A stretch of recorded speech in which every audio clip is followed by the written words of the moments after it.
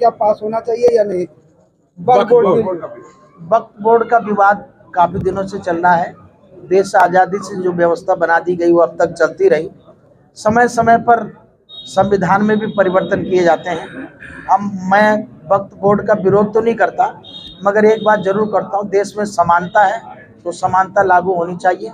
अगर वक्फ बोर्ड है तो फिर हिंदुओं का भी कोई बोर्ड बनना चाहिए, सनातन बोर्ड होना चाहिए, सनातन बोर्ड होना चाहिए। और साथ ही साथ इन बोर्ड के ऊपर न्याय है चाहे शासन है, इसका भी ये अधिग्रहण करके उसे रखना चाहिए। व्यक्तिगत रूप से इतनी बड़ी बड़ी संपत्तियों पर अधिकार करके फिर आज़ादी दिखाई नहीं देती, संविधान दिखाई नहीं देता।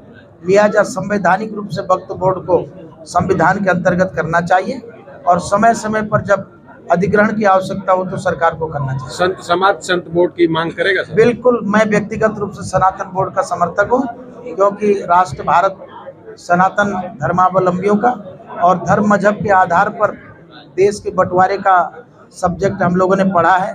तो अगर धर्म के आधार पर देश बटा है तो ये हिंदू धर्म और हिंदुस्तान है, तो यहाँ हिंदू का रहना जायज़ दिखाई देता है। सनातन बोर्ड अनिवार्य है, होना चाहिए। सर, क्या देखा है जिस तरीके से पूरे देश भर में सनातन धर्म और जो साधु संत है वो राष्ट्र हिंदू की मांग कर रहा है, और जिस तरीके से इसी देश से कई देशों का बंटवारा हुआ और जो अन्य देशों में जो हिंदुओं की प्रताड़ना हो रही है और भारत की जो मांग है, इसको पूरे कैसे देखते हैं? देखिए, यहाँ पर कोई विचार करने की आवश्यकता नहीं है। मजहब के आधार पर देश का बंटवारा हुआ, उस देश का नाम पाकिस्तान हुआ, इस देश का नाम हिंदुस्तान हुआ। यहाँ का रहने वाला मुसलमान भी इसको हिंदुस्तानी भी कहता है। अगर वो मिलिट्री में और पुलिस में भर्ती है तो जय हिंद करता है, वो जय पाकिस्तान नहीं करता। तो जिस देश का नाम ही हिंद है वो तो स्वयं में ही हिंदू राष्ट्र है, वो पाकिस्तान का राष्ट्र हो ही नहीं सकता।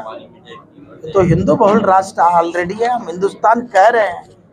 समझने भी चाहिए कि हिंदू राष्ट्र का नाम ही हिंदुस्तान होगा। जिस तरह से बांग्लादेश पाकिस्तान में है, क्या अखंड भारत की परिकल्पना कर रहे हैं? मैं भारत माता को महान राष्ट्र के रूप में सपना देखा करता हूं कि भारत महान राष्ट्र बने, इसकी इकोनॉमी बहुत अच्छी पोजीशन में हो, यहाँ पर रोजगार हो, यहाँ का हर पढ़ा लिखा नौजवान बेरोजगारी की बीमारी से दूर हो जाए, रोजगार परक हो जाए भारत।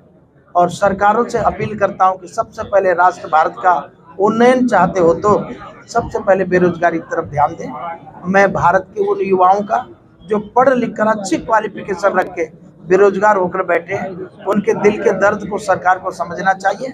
और राष्ट्र भारत में मेरे हिसाब से वक्फ बोर्ड, सनातन बोर्ड को दरकिनार करके पहले रोजगार देना चाहिए।